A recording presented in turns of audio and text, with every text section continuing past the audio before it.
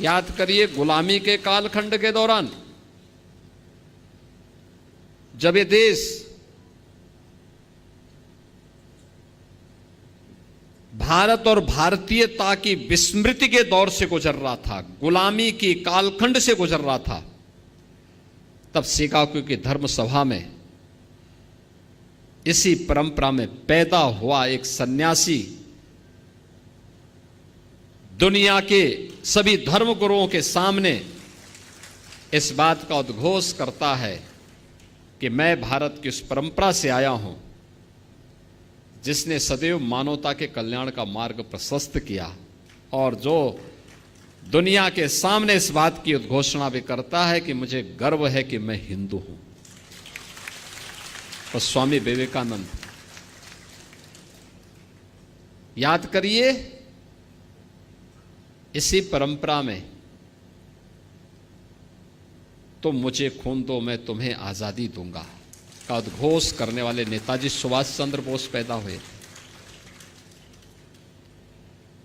यानी कलम का ही नहीं, तलवार की भी पूजा की है, और दोनों के समन्वय से ही समाज और राष्ट्र की व्यवस्था चलती है। याद करिए,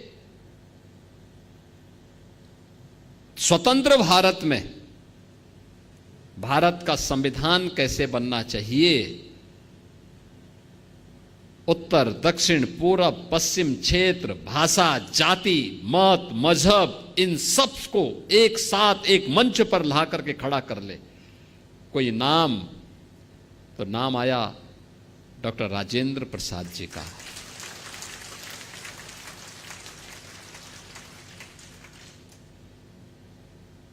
डॉक्टर राजेंद्र प्रसाद जी का।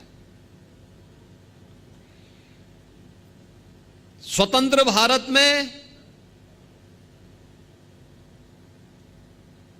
बार बार दुश्मनों के द्वारा किए जा रहे हमलों का जवाब देने के लिए कैसा प्रधानमंत्री चाहिए,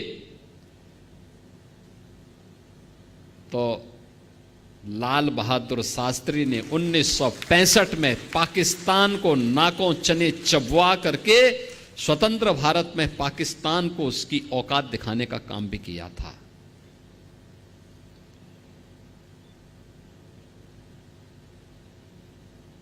कौन कहता है कि कायस्थ समाज केवल अपने कारोबार तक ही सीमित है, केवल कलम तक ही सीमित है। 1975 में जब लोकतंत्र का गला घोंटने का काम किया था, तब जयप्रकाश नारायण जी आगे आए थे, क्रांति का संघनाद उन्होंने किया था।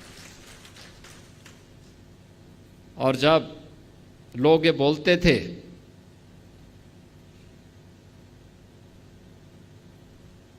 कि अयोध्या में राम मंदिर कभी नहीं बन पाएगा, तो महर्षि महेश योगी जी ने हॉलैंड में राम के नाम पर सिक्का चालू कर दिया था। यानी भारत से बहुत दूर हॉलैंड में उन्होंने भगवान राम के नाम पे ही करेंसी जारी कर दी। यानी एक ऐसी परंपरा, अगर आप हिंदी साहित्य में जाएंगे, उपन्यास की एक विशिष्ट शैली जो भारत की उस समय की ग्रामीण पृष्ठभूमि को प्रस्तुत करता है। मुंशी प्रेमचंद इसी गोरखपुर की धरती पर उन्होंने अपना उपन्यास यहां रचने का काम किया था। कौन से ऐसा क्षेत्र है, एक लंबी फेरस्त है। मैं जब अंदर इंटर कर रहा था तो मैं देख रहा था, उन सभी महापुरुषों के चित्र लगे हुए थे, और मैं तो चित्रगुप्त महासभा से कहूंगा, उन सभी महापुरुषों के चित्र चित्रगुप्त मंदिर में लगने चाहिए, लगाए जाने चाहिए। उनके इतिहास के बारे में वर्तमान पीढ़ी को बताया जाना चाहिए। याद रखना, अपने महापुरुषों के गौरव से ही वर्तमान पीढ़ी प्रेरणा लेती है और आगे बढ़ने का रास्ता अपना प्रशस्त करती है।